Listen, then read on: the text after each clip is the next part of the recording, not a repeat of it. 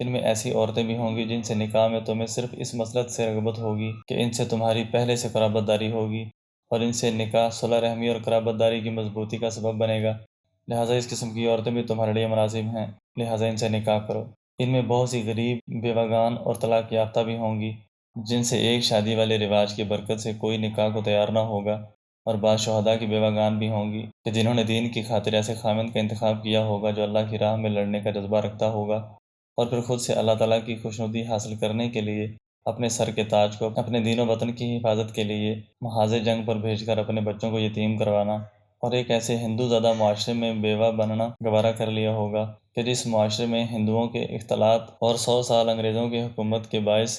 ساری قوم میں ساری زندگی ایک بیوی پر اکتفا والے رواج کی ایسی برکتیں ظاہر ہو رہی ہوں گی کہ جن برکات کے باعث ان بیوگان سے کوئی نکاح تو کیا کرتا بلکہ شہداء کی ان مبارک بیوگان میں بھی بہت سی دنیا بھر سے جمع شدہ قربانی کی کھالوں، زکوٰۃ اور فطرانہ کی رقم پر گزارا کرنے پر مجبور ہوں گی۔ چنانچہ اگر تمہارے پیش نظر اخروی مصلحت ہو اور تم ایسی ہی کسی حوصلے و قربانی والی کسی شہید کی بیوہ سے نکاح کرنا چاہو، یا وہ غریب جو بیچاری جہیز نہ ہونے کے باعث باپ پر بوجھ بنی ہوئی ہو، نکال کر اور اپنی بیوی بنا کر انہیں عزت سے کھلانے پلانے کا جذبہ رکھتے ہو اور اس کے باعث اللہ تعالیٰ کی طرف سے اجر عظیم کی امید لگائے بیٹھے ہو، تو یقیناً ایسی عورتیں بھی تمہارے لیے مناسب ہیں، لہٰذا ان سے نکاح کرو۔ الغرض اپنی ان مصلحتوں اور ان کے علاوہ بھی اور بہت سی مصلحتوں پر نظر کرو، مگر ان تمام یا ان میں سے اکثر مصلحتوں کا جمع ہونا ایک عورت میں عادتاً چونکہ ممکن نہیں، یعنی بسا اوقات ایسا ہوتا ہے کہ ایک عورت خوبصورت ہے مگر رشتہ دار نہیں، یا رشتہ دار تو ہے مگر بانجھ ہے، اولاد نہ ہوگی، یا کنواری تو ہے مگر کم عمر کے باعث سلیقہ و ہوشیاری نہیں، اور کسی میں سلیقہ و ہوشیاری تو ہے مگر کم عمر زیادہ ہونے کے باعث خوبصورت نہیں۔ نیز ان میں بعض مصلحتیں ایسی بھی ہوں گی جن کی رعایت میں کوئی دوسری ایسی عظیم مصلحت فوت ہوتی نظر آئے گی جسے تم کسی قیمت پر ترک کرنا مناسب نہیں سمجھتے ہوگے، لہٰذا زیادہ سے زیادہ مصلحتوں اور فائدوں کو جمع کرنے کی خاطر ایک چھوڑو، دو دو سے، تین تین سے اور چار چار عورتوں سے نکاح کرو۔ الغرض اللہ تعالیٰ نے متعدد بیویاں رکھنے کا حکم دیتے ہوئے ترغیب اور شوق دلانے کے لیے اس طرف پہلے اشارہ فرمایا کہ نکاح سے تمہاری بہت ساری مصلحتیں وابستہ ہیں، اور ایک آدھ بیوی پر اکتفا کی صورت میں تم ایک آدھ مصلحت ہی حاصل کر سکو گے مگر دوسری بہت سی مصلحتوں کے حصول سے محروم ہو جاؤ گے۔ ان مصلحتوں کی تکمیل کے لیے اللہ تعالیٰ نے جو عورتیں حلال کی ہیں ان میں بھی بہت زیادہ عموم رکھا تاکہ مرد کے لیے رشتوں کے حصول میں زیادہ دشواری نہ ہو، اور کوئی بھی مسلمان مرد آسانی کے ساتھ ایک سے زائد عورتوں سے نکاح کر کے نکاح سے وابستہ زیادہ سے زیادہ مصلحتیں حاصل کر سکے، حتیٰ کہ یہود و نصارہ کی عورتیں بھی حلال قرار دے دیں۔ اہل علم کے غور کے لیے عرض ہے کہ شاید انہیں بہت سی مصلحتوں کے حصول کے لیے حلال کی جانے والی عورتوں کے عموم پر دلالت کے لیے تاب سے قبل ما موصولہ کا اضافہ فرمایا، جس میں من کی نسبت زیادہ عموم ہے، اور عموم سے مقصد یہی ہے کہ ہر طرح کی خواتین اس میں داخل ہو جائیں۔ پھر ما کے ابہام کو دور کرنے کے لیے من نساء کے الفاظ کا اضافہ فرمایا،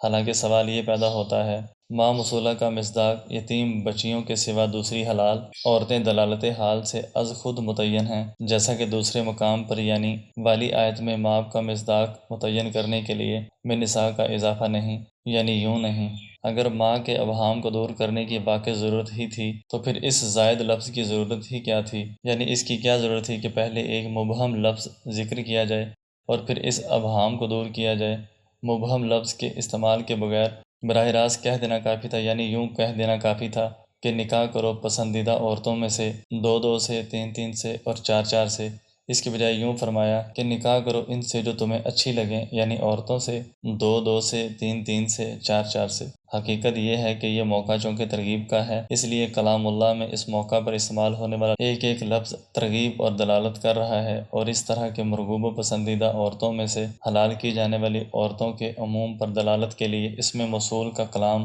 اسم موصول سے کلام کی ابتدا فرمائی، چونکہ ایسے موقع پر حلال اور مرغوب شے کی حلت کے بیان کے لیے ایسا لفظ استعمال کرنا جس میں بہت عموم ہو، جیسا کہ اسم موصول میں ترغیب کے لیے ہوتا ہے۔ اسم موصول میں اپنے اصل معنی کے اعتبار سے عموم بہت ہوتا ہے۔ اسم موصول کا اردو میں ترجمہ ہے جو بھی، چنانچہ فرمایا نکاح کرو ماب ہر اس سے جو بھی تمہیں پسندیدہ لگیں، اور پھر ما یعنی جو بھی مصداق واضح طور پر عورتیں ہی تھیں، اور پھر ما یعنی جو بھی کا مصداق واضح طور پر عورتیں ہی تھیں، مگر اس کے باوجود من بیانیہ کے ذریعے اس کا مصداق نساء کا صراحتاً ذکر بھی فرما دیا، اور جہاں پسندیدہ مرغوب شے کی صراحتاً ذکر کی ضرورت نہ ہو، ایسے موقع پر مرغوب شے کا نام لے کر تصریح کر دینا بھی ترغیب کے لیے ہوتا ہے۔ مثلاً اگر کسی مہمان کے سامنے مٹھائی کا ڈبہ رکھا ہو اور میزبان اس کے کھانے کی ترغیب دینا چاہے اور مٹھائی کے ڈبے کی طرف اشارہ کر کے کہے کہ یہ کھائیے،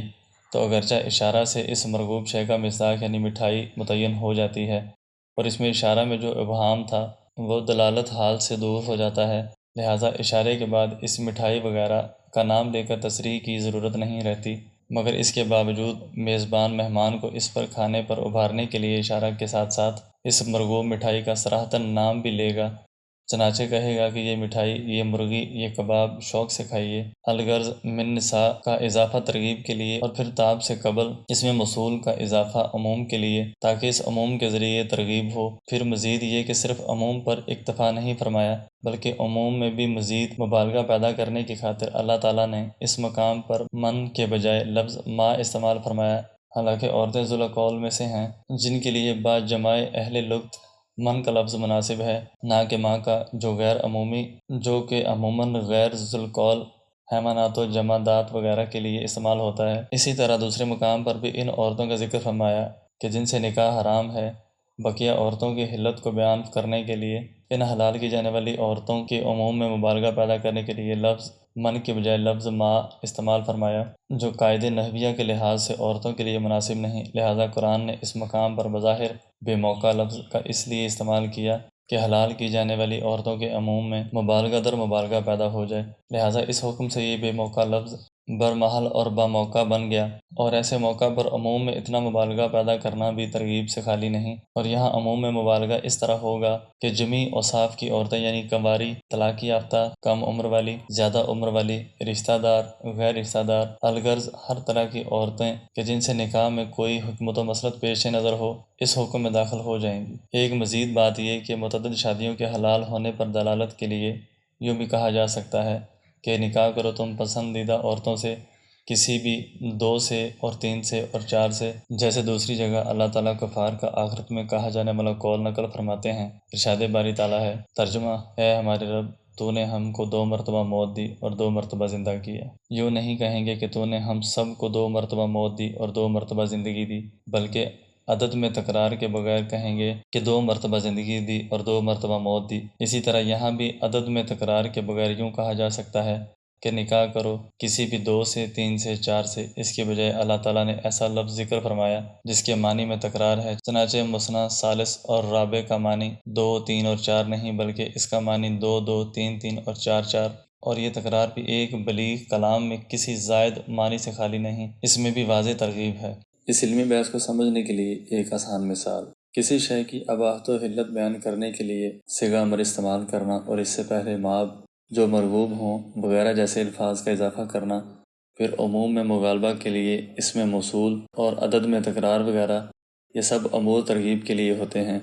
اس بات کو ایک مثال سے سمجھیں کہ مثلاً آپ کے کسی میزبان نے آپ کے سامنے ایک ڈبے میں ڈھیر ساری مختلف قسم کی مٹھائیاں رکھ دیں۔ اب آپ کھانے سے قبل شدید رغبت کے باوجود گھبرا رہے ہیں کہ معلوم نہیں مجھے ان میں سے کون سی مٹھائی کتنی مقدار میں کھانے کی اجازت ہے، اور آپ ڈرتے ڈرتے میزبان سے پوچھ لیں کہ حضرت مجھے ان مٹھائیوں میں سے کون سی مٹھائی کھانے کی اجازت ہے؟ نیز صرف ایک کی اجازت ہے اور بقیہ گلانے اور پھینکنے کے لیے ہیں، یا ایک سے زائد بھی کھا سکتا ہوں؟ تو آپ کا میزبان آپ کی اس گھبراہٹ کو دیکھتے ہوئے صرف بقدر ضرورت جواب پر اکتفا کو مناسب نہ سمجھے گا، اور یوں کبھی نہیں کہے گا کہ اس ڈبے میں موجود سب مٹھائیاں آپ کھا سکتے ہیں، 2 کھا لیں اور 3 کھا لیں، پھر بھی اگر ہوس ختم نہ ہو تو 4 کی بھی اجازت ہے۔ اور اس موقع پر ایسا کلام مقتضائے حال کے مطابق نہ ہونے کے باعث فصیح و بلیغ ہرگز نہ سمجھا جائے گا۔ یہ موقع چونکہ ترغیب کا ہے، اس لیے میزبان ترغیب کے لیے پہلے تو آپ کھا سکتے ہیں یا آپ کو اجازت دے دی گئی ہے وغیرہ جیسے الفاظ کے بجائے امر کا صیغہ استعمال کرے گا۔ مثلاً یوں کہے گا کہ کھائیے یا کھائیں، اور پھر مٹھائیوں کے عموم میں مبالغہ پیدا کرنے کے لیے کہے گا، ارے بھائی تم ایک مٹھائی کی بات کرتے ہو، جو کچھ چاہے کھاؤ، پھر عدد میں تکرار کرے گا، 2، 2، 3، 3 اور 4، 4، مزید جوش آ گیا تو کہے گا کہ پورا ڈبہ ہی کھا جاؤ۔ اس جو کچھ کے لفظ میں لفظ کے اعتبار سے مٹھائی کے علاوہ بھی تمام چیزیں داخل ہیں، مگر ایسے موقع پر میزبان ترغیب کے لیے اس کی پرواہ نہیں کرتے کہ ہم نے جو لفظ استعمال کیا ہے لفظ کے اعتبار سے وہ مٹھائی کے علاوہ دوسری چیزوں کو بھی شامل ہے، چنانچہ کہا جائے کہ اس گھر میں جو کچھ ہے آپ کا ہے، آپ صرف ایک مٹھائی کی بات کرتے ہیں، جو چاہیں کھائیں۔ ان جو چاہیں یا جو کچھ وغیرہ جیسے الفاظ سے مباح شے کے عموم میں محض مبالغہ پیدا کر کے ترغیب مقصود ہوتی ہے، اور متکلم کی مراد سیاق و سباق اور دلالت حال سے از خود متعین ہوتی ہے کہ صرف مٹھائی کی اجازت ہے، باقی کسی چیز کو ہاتھ پہ نہ لگانا۔ ہاں، مٹھائی میں جس قسم کی چاہو اور جتنی چاہو شوق سے کھاؤ۔